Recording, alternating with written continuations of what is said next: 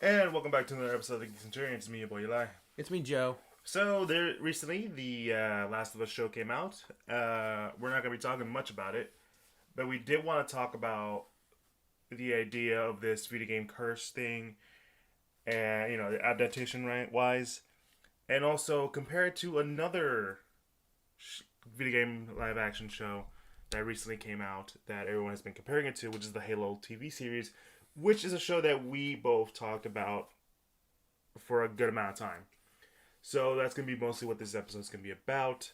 A quick rundown of those two shows and the idea of this, live action or adapting video games into another medium.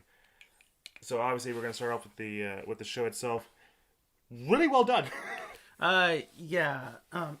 We watched the first episode, and yeah, I mean, like, it is really well done, well directed, well acted, well shot. Like, it is very good. Like they definitely have pretty much all the hallmarks of I guess the feeling and the tone of the Last of Us story. Mm-hmm.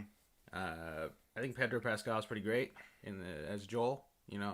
Uh, you just sort of seeing all that, like how much of a effort he puts into the character and stuff.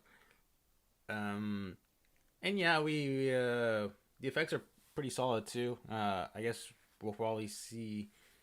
We didn't see much of like the clickers is what they're called, right? Yeah, the clickers, the zombies. Yeah, the which are like they're fungus zombies. Mm-hmm. Which can I just say I like the introduction of like the fungus zombies in here, because like everyone's like, oh, they're just like undead zombies, but no, at the beginning I would say like with the prologue.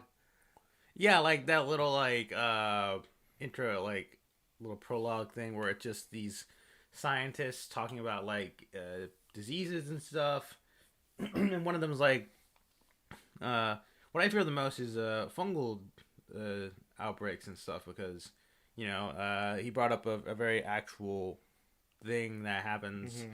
that like there are some types of fungus that can infect creatures and like turn them into basically zombies, like ants and stuff. Like Mm-hmm. they'll burrow into their brain and cause them to like go to a certain place and get eaten and stuff, so that they can spread their spores more. And he's like, what if a fungus like that just becomes evolved to not just to infect humans? Then we're kind of boned because we don't have anything to fight against it. Mm-hmm. So yeah, it definitely sets up like I guess sort of the in-world explanation of how the clickers work, because I'm guessing this wouldn't have enough time throughout the actual type of the show, because I mean they don't really, because I know I guess in the game it's probably just like glossed over and stuff. Mm-hmm. It might have been implied, but again, just to let you guys know, we did not play the first game. That first game. No, I mean, what I did after I watched this first episode was watch maybe like the first couple, like maybe hour and a half of cutscenes from the game, just to get a feel of like, okay, how do these two compare? And for the most part, like granted, story wise, there are some different beats to it. Like the show definitely expands a lot more on certain elements. Like it still has the basic same plot of beginning. Joel and Tess Mm-hmm. go after this guy who double crossed him or whatever. In the game, he sold their guns, but in the show, he's trying to sell off a car battery that they're gonna use to go out somewhere. But yeah, I mean, it still has the same plot though of like, hey, listen, this lady, I think, I forget her name. It's like starts with an M. Marissa, no. No, it's I don't know why I want to say Melinda, but I don't think it's Melinda. Well, whatever her name is, yeah. Yeah, like it's like, hey, she's the leader of the Fireflies, which is like this rebel faction. Because yeah, after the whole outbreak, we'll kind of turn a bit dystopian. Mm-hmm. Kind of. Yeah, and it's like, hey, I got listen, I can get you this, and that, but you got to do a job for me, which is take this girl, Ellie, and you got to take her to meet with my other Firefly crew, and they'll hook you up. They'll still have the same beats both in the game and in the show, which is, I think, the more important part is that while the show expands a lot more in terms, I think, of the lore from what I've seen, it still follows those same beats. At least so far. No, I agree. I think that's one thing that you can give credit to the guys who are making it. Also, remember, Neil Druckmann is like executive producer, so he's gonna make sure this is very close to the game as possible. Yeah. So obviously he's gonna be the one, in charge. Not in charge, but like, he has a lot of a lot more creative input into the show than I feel like most other,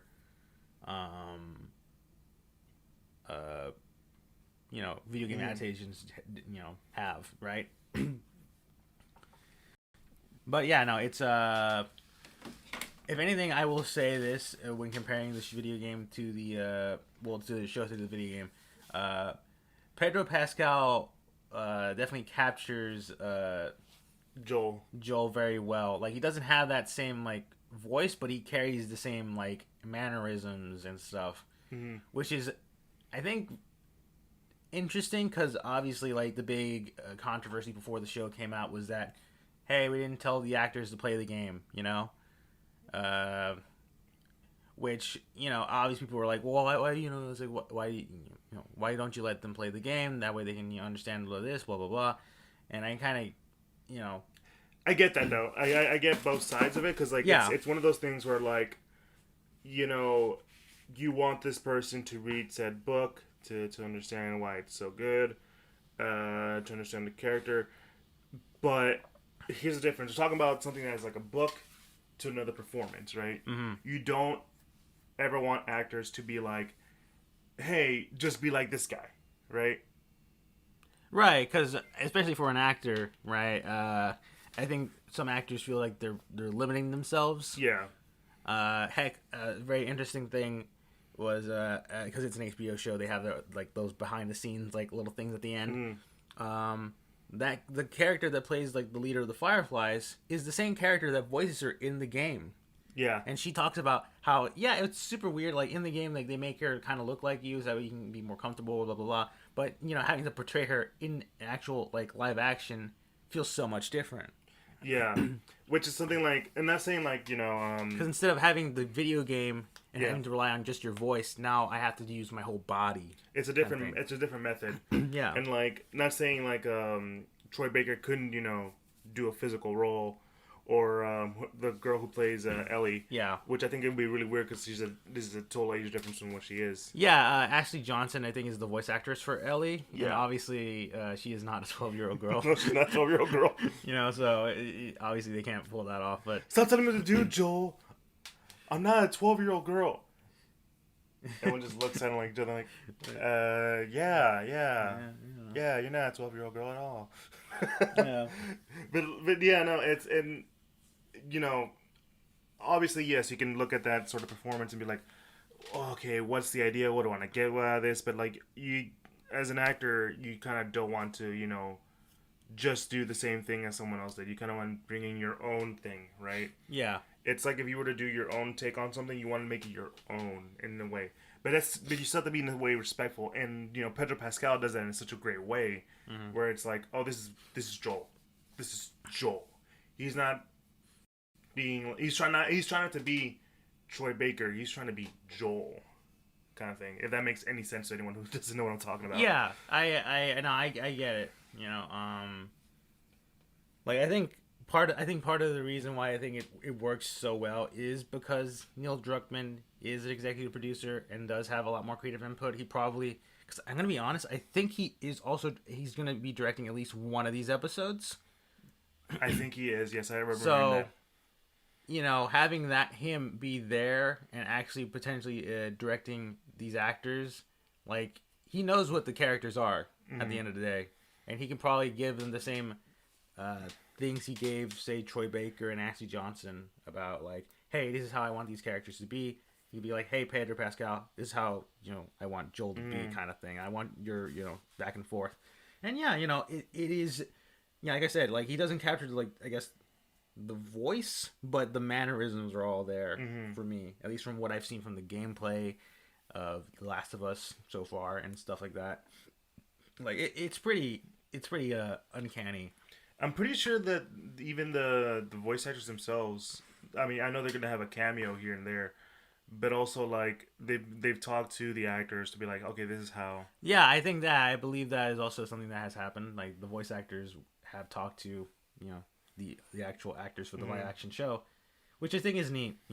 Like sort of giving them like, oh, here's how I approach the character. This is that. It's like, okay, that's interesting. What if I do this? And it's like, okay, that might be cool. Yeah. And so I guess that brings us to the next part of this conversation is like the whole idea of the video game curse, right? Like, yeah, adapting video games into live action or any other form of media has been kind of bad. I think that's just people just use that because that was a conversation that's been going on online. I think it's more of a marketing word, really. That's what it is. Yeah, because I feel like a lot of articles online have been talking about how like Last of Us will be the one to break the video game curse of adaptations and stuff like that. Which, I mean, it is an interesting take because like the only like comparison you can make it to is like comic books because for a while there were like bad comic book movies. You had Superman, and then you had a bunch of bad Superman movies. Like the original 1978 with Richard Donner and Christopher Reeves. There you go. I'm about to be like, why am I forgetting his name? And then you had Tim Burton and Batman. Keaton, Batman in the 80s. With the Schumacher. And it led to Schumacher or whatever, and like saying that with Batman and Robin's like the superhero movies are over because that movie sucked. But then like a year or two later, you get Blade, which some people like to cite as like the return of the superhero movies in terms of like this is what leads them to stardom. But then you get X-Men and then obviously Spider-Man, and then it's like okay, yeah. Video game comic book movies have been done, but then some people like to argue, no, it's Iron Man, right? Yeah, Iron Man and all of the MCU, and some would argue the Dark Knight trilogy. Yeah, some argue even the Dark Knight trilogy. Like this is the one, right? The Dark Knight trilogy is the series of movies that truly makes comic book movies kind of thing, And then obviously, like I said, it's like no, it's Iron Man and the MCU that have truly turned. Like broken the comic book curse. Like now all these new crazy stuff that you do from the comics can be put onto film and no one it works. Like they found the formula that makes all these characters work, kind of thing. So I feel like that idea is kind of subjective because in terms of video game movies, right? If you're thinking about it in terms of like I guess video game adaptations, you think about it in terms of success, like there haven't been that many.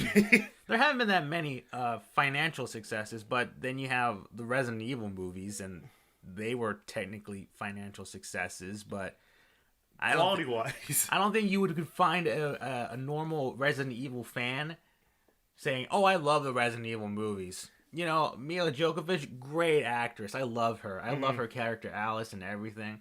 I love the fact Jill is nowhere around. I love that. Where's Chris Redfield? Doesn't matter. It's way Alice. Down there in movie 7 or something. Where's Wesker? He's in there for a little bit. They recreate a scene from the video games or something. But and Alice is all the way. And we're not talking shit about people who are like saying like, oh no, these movies have always been good. No, that's fine. If you like them, you like them. That's not the issue. It's more like in terms of like general quality for people who are not into the games, right?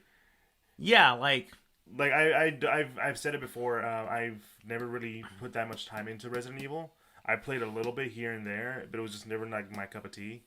But like even I would have watched the movies and be like, this ain't for me. But if you can get someone who isn't into like Resident Evil and still enjoy the movies, I think that's when you feel something sort of a success, right?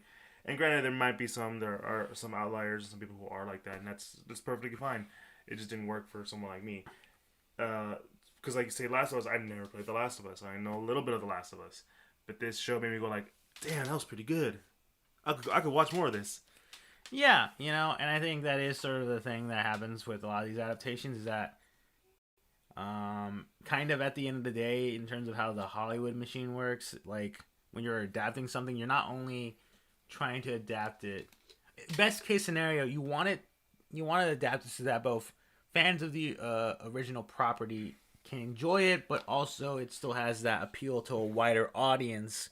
That, hey, yeah, we can get money from this. Some people will be like, "Oh, but you're ignoring like the loyal fans." Like, no, what you want is to do both, which is very hard to do because you might have to alienate some people, because like for whatever reason they didn't include that one scene in Harry Potter that was very important to the story of Harry and his relationship to so and so. I don't know because I don't remember the books. But at the same time, you kind of got the point with or without it. Yeah, basically. And again, when it comes to this whole video game curse thing, obviously, I guess the biggest one coming to mind is the Super Mario Brothers movie back in the 80s, which not great. Fun though. Well, good, bad fun. I guess bad fun. Yeah. You know. My name's Mario. This is Luigi Mario. That's why the Mario Brothers. But yeah, you know, as in more recent times, you could argue that the video game curse has been broken. Like I said, if you look at it financially, then you could say like, oh yeah, the Resident Evil movies, they did well. You know, that technically counts, and probably people are like, it doesn't know. But more recently, you know, the Sonic movies, Sonic 1 and Sonic 2, you could consider that being sort of a breaking of the video game curse, if you will, you know? Has there ever been another video game movie that has sequels besides the Resident Evil movies? Sonic did it, but is anyone, like, proclaiming to the world that, yes, Sonic the Hedgehog saved the video game adaptations. We've finally done it, boys. No. Why? I don't know. I think it's just the level of... like, why no one talks about the Sonic movies, because like they've always been kind of under the radar of good. Like, no one's really going out to watch Sonic the Hedgehog movie. It's such like a nostalgia thing. Well, I mean, at the same time, they've made money, and they're gonna make a third one. So yeah, they've been both financial successes, and so far they haven't been like critically panned or anything. No, they haven't. They've been. I think most people are just go, it's all right. Yeah. And I think that's maybe the issue, is that like for a lot of people, it's like it's just okay. Mm-hmm. Right? Like, yeah, because I remember when we watched it, we were both like, it's not terrible. It's actually okay. It's just okay. Yeah, the first one. I think also the issue is that if you look at it from like a bare bones, like you strip down all the parts, the first Sonic movie is basically a buddy road trip movie, but with Sonic, you know. And I got, you know, obviously there's gonna be some fans of the Sonic lore, depending on which one you go with. Yeah, depending on which one, because Sonic lore is just all over the place. You know, it's like, no, they should have done it this, and that, and it's like, yeah, but you know, they wanted to market it a bit more. Don't get me wrong, I would love it if the third movie was basically Sonic Adventure 2, since they did tease Shadow. Yeah, and that'd be really cool if the last the last arc, you know, a third of the movie is like them fighting a giant space worm with Live and Learn playing in the background. That'd be so fucking cool. But no, it's not gonna happen. Well, at least let them fucking put Live and Learn in the movie, for God's sakes. That's all I want. You know, like, I mean, I know there's bits of Sonic music in the movies a little bit. Yeah. But like, come on, like you gotta have some Crush 40, man. Yeah, man, they were like the '90s Sonic theme guys. Although I will say this, I mean, obviously Shadow's. I wonder how they'll change Shadow's backstory, because if I recall correctly, you know, he's pregnant with this little girl Maria, and she gets fucking murdered. Gets shot up. Would they go with that? Would they go with that? I don't know. That'd be pretty cool if they did. It'd be very funny. Mm-hmm. Yeah. But like also there's like the whole thing with like the animated stuff, like you know, I mean, say what you will about The Witcher, you know, it's kind of like a 50-50 game and book. Yeah. But also the Castlevania show. That's been like beloved by so many people. Yeah, the Castlevania show on Netflix, when that came out, people freaking loved it, and it's a. I guess for some people it might be a bit too violent for them, but it works. For Castlevania, it works. Then obviously, of course, you had Arcane, the League of Legends animated show, which did gangbusters, won some actual awards too. I think it won an Oscar, didn't it? No, I think it was an Emmy. But why is that not considered like breaking the video game curse when you think about it, right? Is it?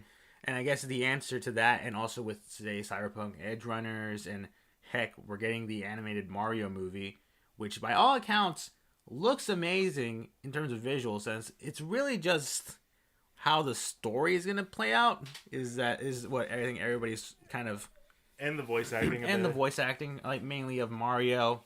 I think everybody else has done fine. Granted, we haven't heard Seth Rogen as Donkey Kong, but I can only imagine that's going to be bad. Yeah. Yeah, I can already imagine the laugh. But yeah, no, I think what it is because The Last of Us has such a profound impact on like mainstream like gaming. Because remember when it first came out, everyone was talking about this is the first time we ever feel very much an emotional attachment to characters in this game. Not looking at something like Final Fantasy VII that could made a lot of people cry over Aerith's death. Well, I mean, I think, yeah, I feel like what you mean to say is that, like, The Last of Us has a lot of critical appeal within the video game community, and it's very lauded for its story. Like, obviously, it's a game. Yeah. And people do like the game for the most part. Granted, some gameplay, some people, It's very much that, and I had this conversation about it because I just started playing God of War, the new reboot series, I guess is this way to call it. It's like that Sony's been going entertainment's been going very like heavy on this sort of cinematic movie like feel of it, and like The Last of Us was pretty much that one that started it all. Yeah, it's definitely the one that has led to a lot of Sony exclusive gamings going down that route of being very very story driven, linear. And I wouldn't say linear. Feels a little linear. Yeah, because I think about Horizon, and that's not linear; it's an open world game. But yeah, third person sort of kind of things where you're going around, and the story is more or less the focus. Gameplay is obviously there, but it's like the story is what you're there for that sort of, I guess, single player experience. And yeah, for a lot of people, that sort of thing, because I remember even back in the day when they, even before they announced like they were making Last of Us show, it's like, the one thing that Last of Us could, I think can be a perfect like live action adaptation. It has all these things that could work for it, right? And, yeah, because I think it was already very cinematic in its storytelling that you could kind of just sort of put two and two together fairly easily. Yeah. Yeah, no, I agree because, like, even thinking about it now, like, some of the cutscenes I've seen, like, man, this looks like it could go well with a movie. It has a lot of, like, good cinematography and all that stuff. Even when there was moments like for example, like the moment where in the show where Joel and Tess, right, is her name? Tess. Yeah, when he's holding her and they're about to get shot by that soldier. No, that's not the. No, you mean the daughter. Yeah, the daughter. Yeah. Yeah, the daughter. It's Sarah. Sarah, yeah. And I'm like, man, I could just see this being like a scene from the game, just like, but we're working with like a different camera angle. Where in the game it would probably be like the behind Joel or something. Yeah. Like from the third person view. Honestly, you can probably look up. There probably might be some comparisons of that online now. Yeah. But having seen again like how Last of Us opens and stuff, like they actually do pretty well in terms of like how that's scenes shot. Which I'm like, damn, that's so well. And obviously, like again, this is one of the reasons why I think Last of Us became such a clear, well beloved, especially again with the mainstream people, especially with people who don't play video games. It's shot. It's made in a way where it's different than most games you would see with it having a cinematic feel. And if you've never associated games like this kind of thing, you would be enthralled by the story. Because, like I said, like anyone who says like, "Oh man, this is the most emotional video game ever," and like throws down a list of every other game that they've played that made them sad or cry or happy. And yeah, like obviously that's, it's a gross simplification of just how video games are. Like Last of Us is not the first video game that has ever made anyone cry. It's not the Last of Us is not the first video game that has ever had a very emotional plot or anything, but it is the one that like very leaned hard into, I think, cinematic appeal in terms of cinematic storytelling that like elevates it a lot. It's kind of the same, like it reminds me of like Skyrim in a weird way in terms of like Skyrim's open worldness and how you could just kind of do a lot of stuff. Kind of led to a bunch of like marketing of other like open world games kind of being like, oh, this is like Skyrim, This is the Dark Souls of this game. Yep, this is Dark Souls getting popular and like the super hard gameplay and stuff, and it's like, yes, this will be the Dark Souls of shooter games. I don't know how that works, but sure. Yeah, Lawbreakers. That's what I'm referencing. Whatever happened to that game? Exactly. Yeah, pretty much. Yeah. But so basically, yeah, it's Last of Us sort of has always had that cinematic aesthetic to it, which lends itself very well to this live action adaptation because in terms of visuals, the team did not have to do much work realistically to get the visuals down, but obviously what the hard work was getting the right actors and getting being able to tell the story well, which so far, at least from this first episode, I think they've done a pretty good job at doing that. Yeah, and we'll see how the rest goes. We don't know how many episodes this is. I don't know, but I don't know how they're gonna go on about it. Yeah, because I guess the question is like, how long is this season gonna be, and how much of it is going to overlap with the game? Because I think Last of Us is like at least a 12-hour game in terms of story beats and stuff. And granted, you can definitely like stretch it out a bit, which I mean they already have done in this first episode alone by expanding a bit more on the lore and stuff. But then it leads to the question of like, all right, obviously this show probably gets to season 2. Is like this first season straight up going to be just the plot of the first game? And if it is season 2 going to be the plot of the second game, which we know was kind of controversial? Yes, it was. For various reasons. Or are they going to be, all right, second season is the stuff that happens between Last of Us 1 and 2. Okay, third season, is it Last of Us Part 2? Has the blowback or the controversies of Last of Us 2 died down a bit? Died down enough to where you could reasonably have people watch a second like a season of the Last of Us TV show that recounts all that stuff? Do you want to see Pedro Pascal's heads get smashed again for the second time? Because remember how that went in Game of Thrones? Hey, listen, all right. This time he has a Mandalorian helmet. You just put it on. It's Mandalorian armor. Yeah. Beskar, best thing in the world. Best thing in the world. You can't break it with the golf club, dude. I'm telling you, he just needs to put on. Heck, a lightsaber won't go through it. Yeah, he just needs to put that thing on. He'll be fine. You'll be fine, no problem. I love how so just far little hummingbirds. Yeah, I love how so far no one. I haven't seen any much memes about like, just like, this is interesting. Pedro Pascal is once again going to be a father figure to a young child. That's very interesting. Yeah, no, it's big typecast. I think someone actually asked him to say like, it'd be like, can you say you're the internet's daddy? He's like, I'm the internet's daddy. Oh God. Good Lord. But yes, that's now on to the bigger question. Not the question, but the conversation. Well, yeah, the more interesting conversation that has popped up since the release of The Last of Us Part 1, or I'm sorry, the first episode. Hey, can someone check on Halo fans? I'm pretty sure they're on suicide watch right now. Yeah. That is, yeah. There's been a lot of a discussion of like, hey, look at Sony's like sort of one of their big flagship shows getting an That's what it adaptation. mainly is. That's I'm not yeah, gonna lie. yeah. And look at Xbox's biggest title, Halo, and its live action adaptation. And oh god, you know. I think it just boils down to the classic Xbox versus PlayStation, which if you guys know us by now, we don't care. I mean, yeah, like I think not to say that that isn't fun sometimes to have that like rivalry and it kind of feeds into a nice into at least healthy Which should be a competition yeah. between the two console makers and stuff.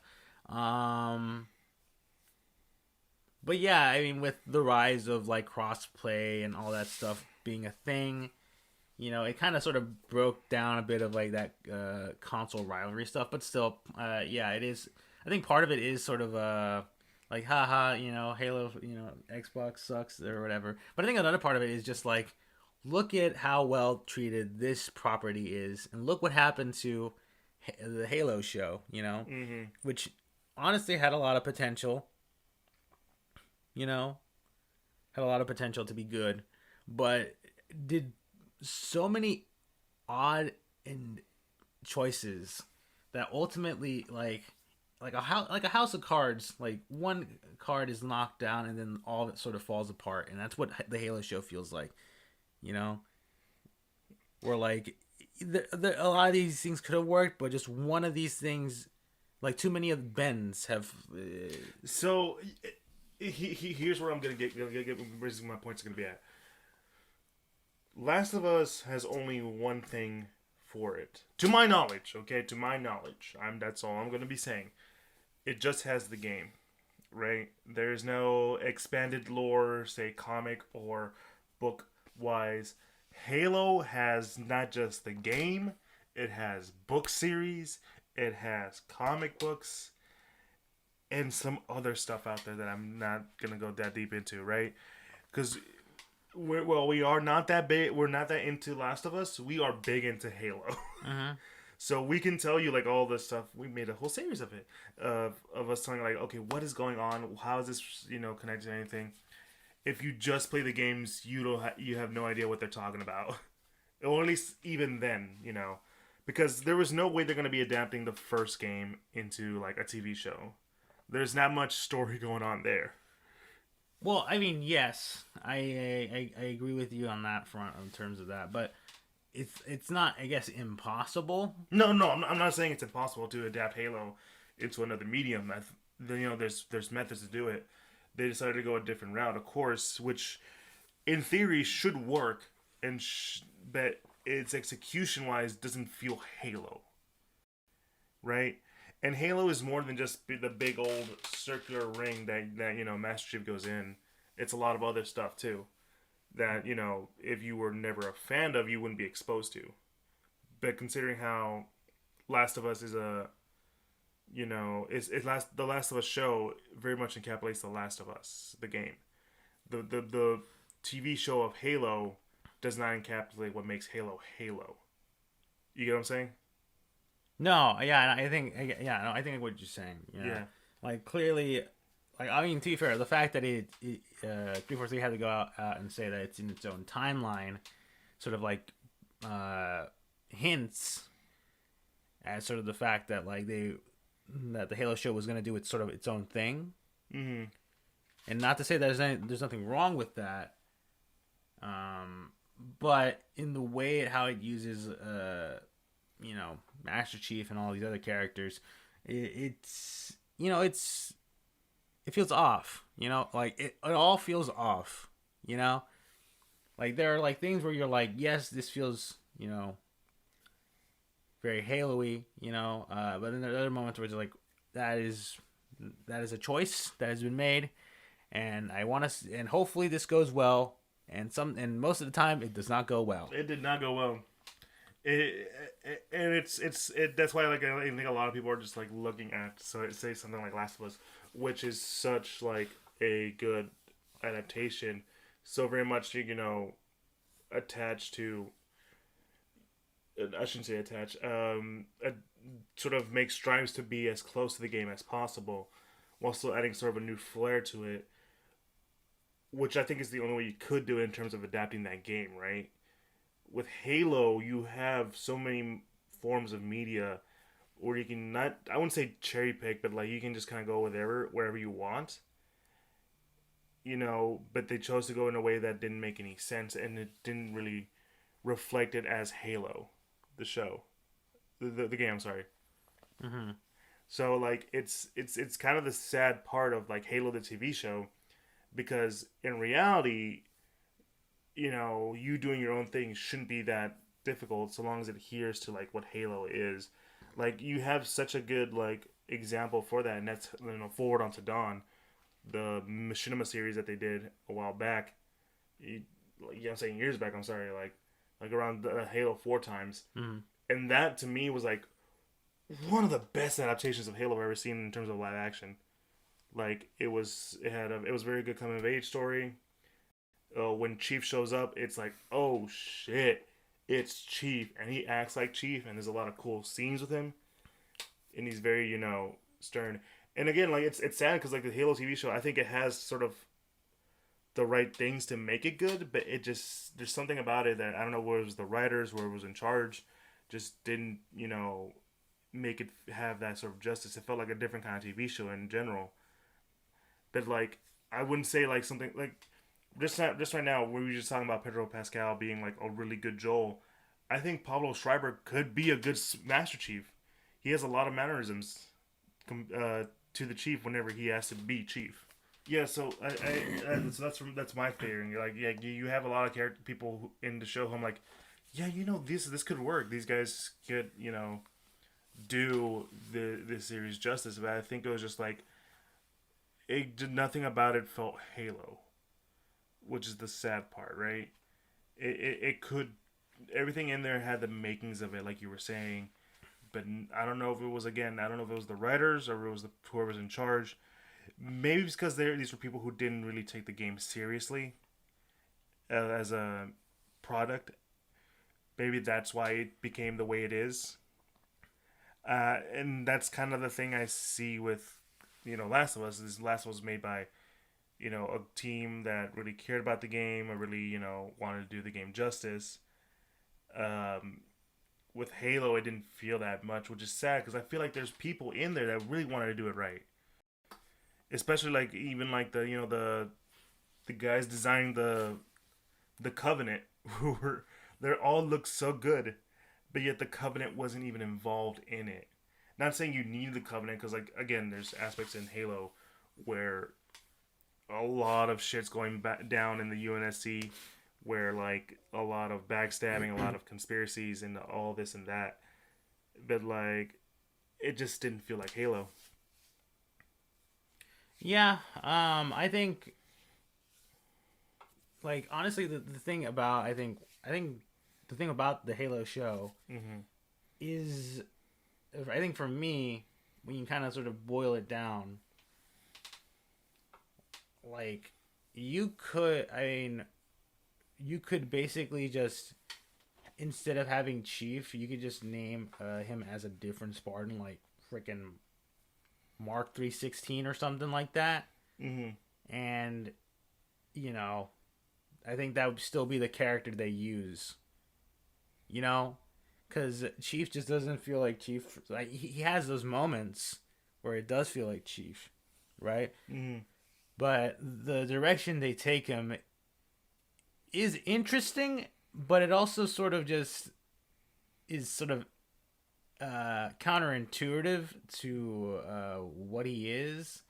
And I think I do agree in terms of like probably that there is a possibility that the creators did not, I guess, have enough care for the show, Mm-hmm. or at least for the original property. Because obviously there was that quote, I think, before the show came out. It's like, oh, we didn't play the games, but we read up on all the other stuff, which you hoped was like, okay. But, I mean... Yeah, because there's more to Halo than just the games. Yeah. Which I was trying to say throughout that whole speech. Yeah, no, I understand that. But the thing is that when you're gonna involve the Chief, like most people know him from the video games, you know, and there is that sort of level of like, okay, what sort of stuff in the video games did, you know, I guess that's sort of the point I'm going with. It's like if the creators just did not put all that care and stuff into the learning about what makes the video game special and what makes that plot special, then like you're gonna be in for some very interesting stuff. Like, because my thing is like, because I think the idea in my brain is like, if these guys wanted to sort of like have sort of a creative, like if they wanted to play around in the Halo sandbox, I mean, you're more than willing to do that and fine and stuff.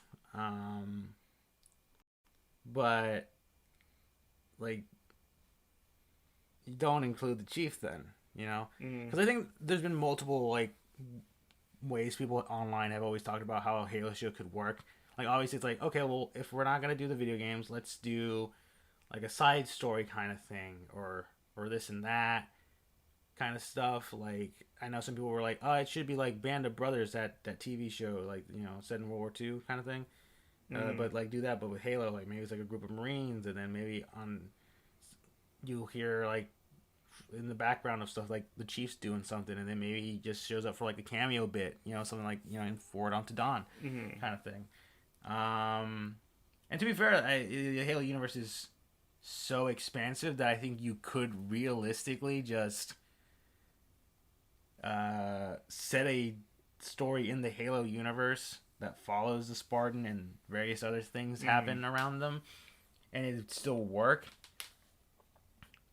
But I mean, just the way the show was structured is just, all right, we're doing sort of an alt universe take of how the Halo is gonna go, and well, all this stuff happens.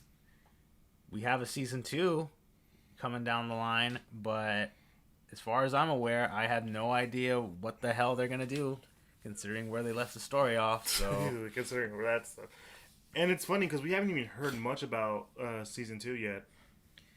Yeah, like I think you would imagine they would have already like said that, oh, we started filming now since it came out last year and stuff. So yeah, you know, it's kind of like, where are we going with this?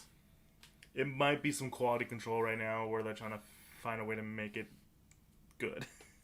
Because I guess in terms of like Paramount, like the important thing for them is like, oh yeah, it's one of our most successful original shows. Let's keep the ball rolling. But considering the critical response, you know, obviously it's like a lot of people didn't like it. So I mean, I don't blame them.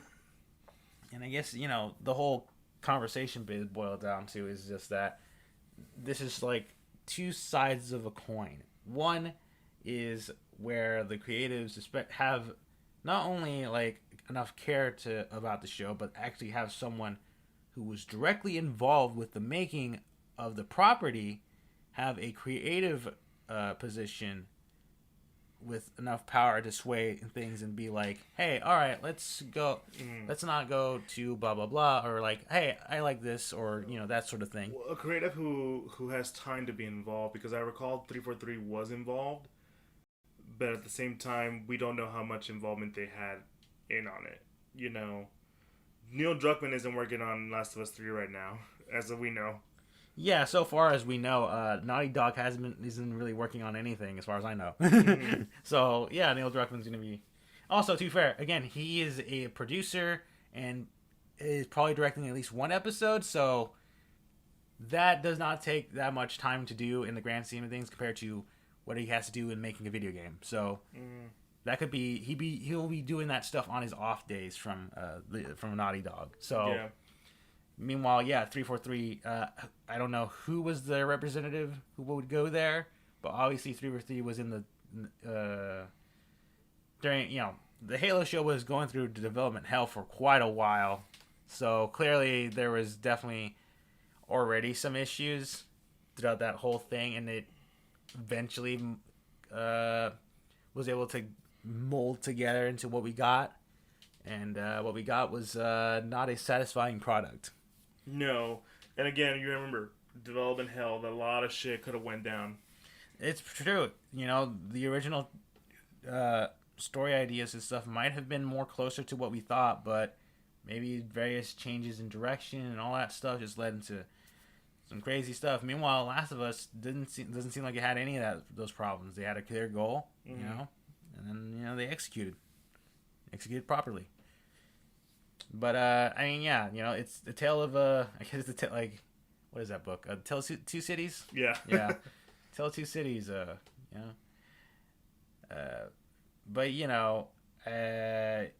it's gonna be interesting to see, because I think obviously the initial thoughts of the Last of Us show was like, oh god, they're gonna ruin it somehow by not letting people do this and that and whatever. And now the first episode's out, it's like, okay, this is real good. Okay, maybe we've been all right. Let's see where this goes. Yeah, because they said something that made people go like, I don't know. Yeah, it's very much like, haha, video games, there are no emotion. You can't cry over pixels or whatever. When we do it in live action, it's gonna feel so real. To which I have to say, having seen the moment where Sarah dies, both in cutscene, from the video game and in the show, I felt the same amount of emotions. All right, because it's a little girl dying. How are you not gonna be a little bit emotional about that? A little girl who's... It doesn't matter if she's pixels. That's a little girl. Yeah. She got shot. She got horribly shot for no good reason.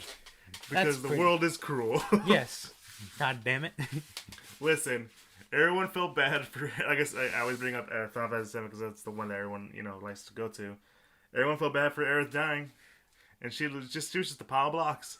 Yep. Especially in the first... Yeah. She pile blocks.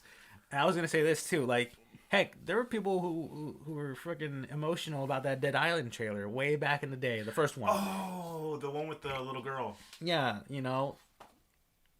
she gets fucking bitten, and it's you go look at it. I think it's been flagged now, isn't it? This is still no. What do you mean, like? We mean like flagged, like? Well, it's just kind of hard to find now. I'm saying in general. Or... I mean, I don't think so. If anything, I guess it'd be flagged for like adult. Yeah. Because it is like a little girl getting turned into a zombie and then getting thrown out the window. Yeah, which I mean, it's. Mm-hmm. Yeah, it's still fucked up though. So. Yeah. Yeah, so I guess that's probably the best place to end this episode. In general, you can it's a series that can be made well if with the right people, and clearly Last of Us has the right people. We'll have to wait and see how that turns out. But anyways, yes, if you guys enjoyed what we heard, be sure to follow us on all social medias, Instagram, Facebook, and Twitter. We're more active on Instagram at the Geek Centurions. You'll find a link tree to all the podcasts that we're officially part of, like Apple Podcasts, Google Podcasts, Spotify, Pandora, all that like. And you'll find a link tree to YouTube for all you audio listeners out there who want to put a face to the voice. Be sure to like, comment, subscribe, all that good stuff. And yeah, we have a Patreon to help for anyone out there who wants to help us. So yeah, it's been fun talking about The Last of Us. We're probably not going to be talking about it as much, kind of like the same thing with the Velma show. We know we talked about the first few episodes of that, but we're not going to spend our whole time with that. We have other things to do. But yeah, it's been me, your boy Eli. Me, Joe. You guys have a good one. Peace.